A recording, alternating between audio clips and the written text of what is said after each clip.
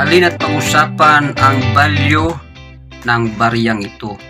Marami kang ganito mga kaibigan at gusto mong malaman kung magkano ito may bibenta o magkano mabibili sa online man o sa local buy and sell dito sa Pilipinas.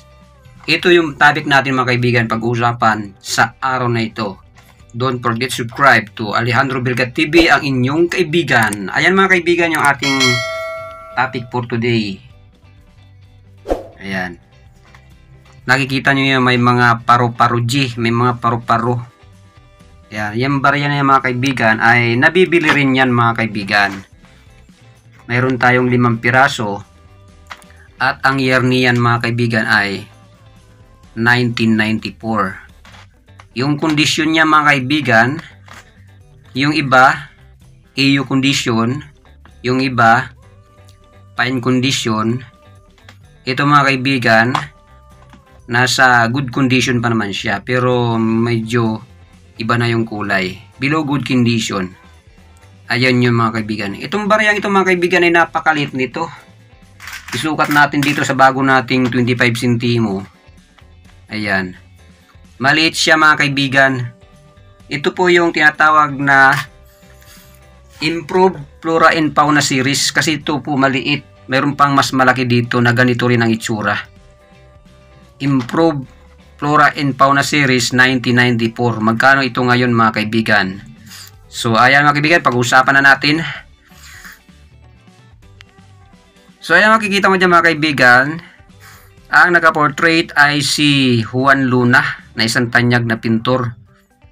Pinakamahalagang pintor sa Pilipinas noong 1800 halos. Kasabay ito ni Jose Rizal at kasama siya sa revolusyonaryo mga kaibigan. At mababasa mo dyan sa kanyang ulunan ay Republika ng Pilipinas 1994. Bali ang gantong barya mga kaibigan ay gawa sa brass. Ibig sabihin dilaw na tanso.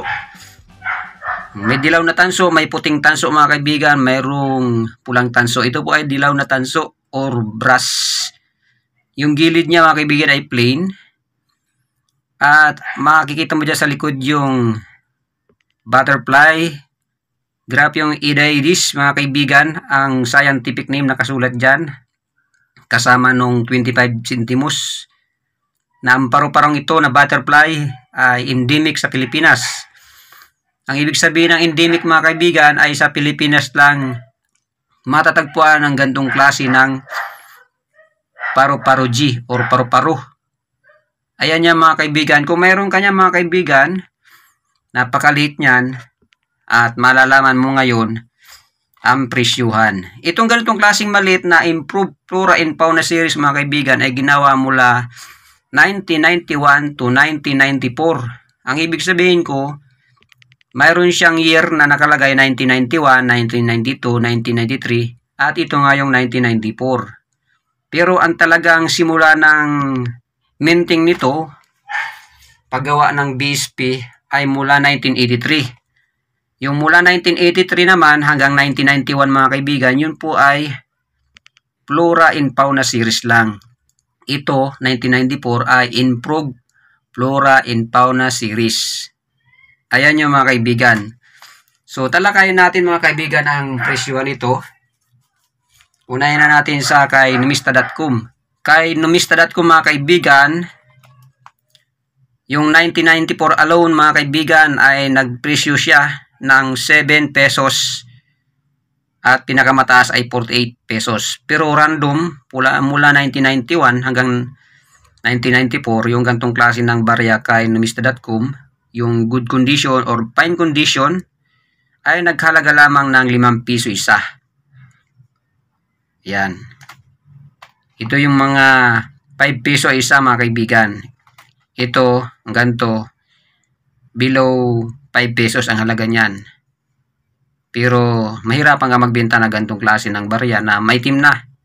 So ayan ang nabibili mga kaibigan. Siyempre yung mga magaganda tulad nito, EU condition saka may fine condition. Ayan mga kaibigan, 1994 Improved Flora and Fauna series.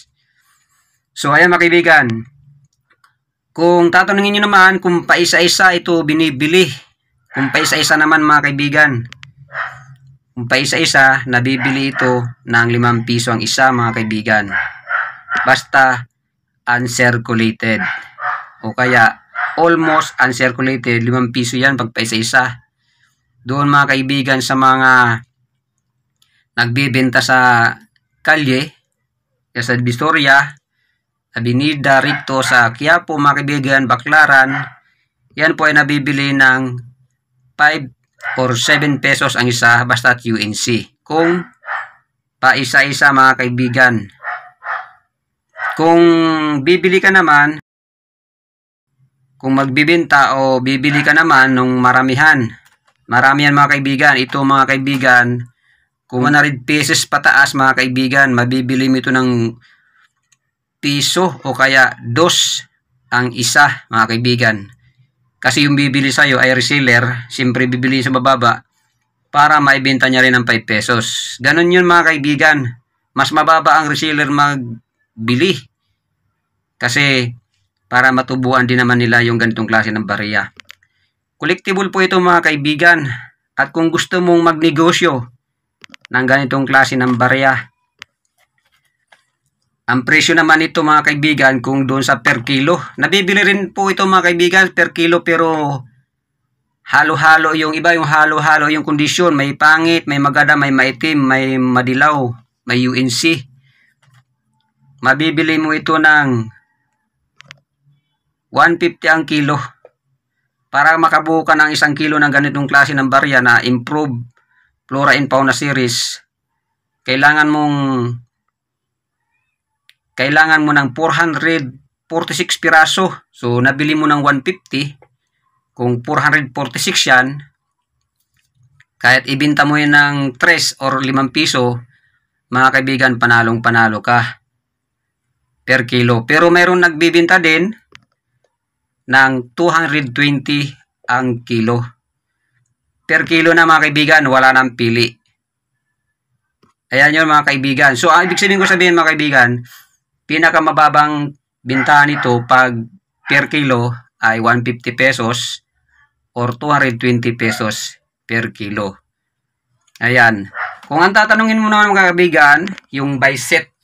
Yung buy set kasi mga kaibigan, yung ginawa mula 1983 hanggang 1994, kasama itong 4 na year na maliliit. May nagbebenta niyan mga kaibigan ng 400 pesos. Lahat ng year kasama. 1983, 1984 hanggang 1994. Yan po ang buy set. Hindi pa siya mga kaibigan naka-frame. At kung naka-frame na siya, ready to display na, mabibili mo yun ng 1,000 kasama ang frame. Saka yung 11 piraso na baryang ganito from 1983 to 1994. So, ayan yung presyo mga kaibigan sa Lokaya Buy and Sell. Sa online naman mga kaibigan, sa eBay, may nakita akong nag-post. 610 pesos ang isa. Medyo pricey. So, ayan. At sa Carousel Philippines mga kaibigan, 2 pesos lang ang 1 pirasong ganito. Pero ganito ang kondisyon. Hindi siya sobrang itim. 2 pesos lang mga kaibigan. Kung bibili ka sa Facebook group, Coin Collector group sa FB, shipping fee 150 mga kaibigan. Kaya pag bumili ka ng 1 piraso, luging-lugi ka.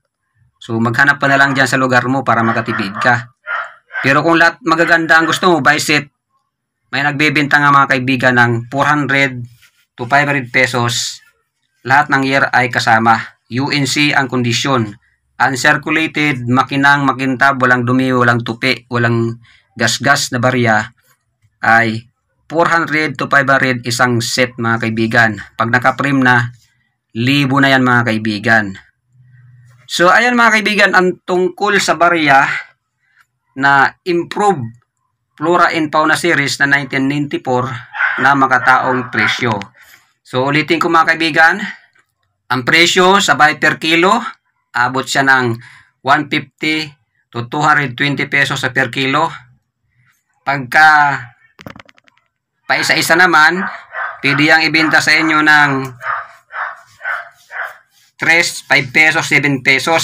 Pero pag 100 piraso pataas, na lot UNC mga kaibigan, may nagbibenta niyan. Halos piso na lang ang isa mga kaibigan.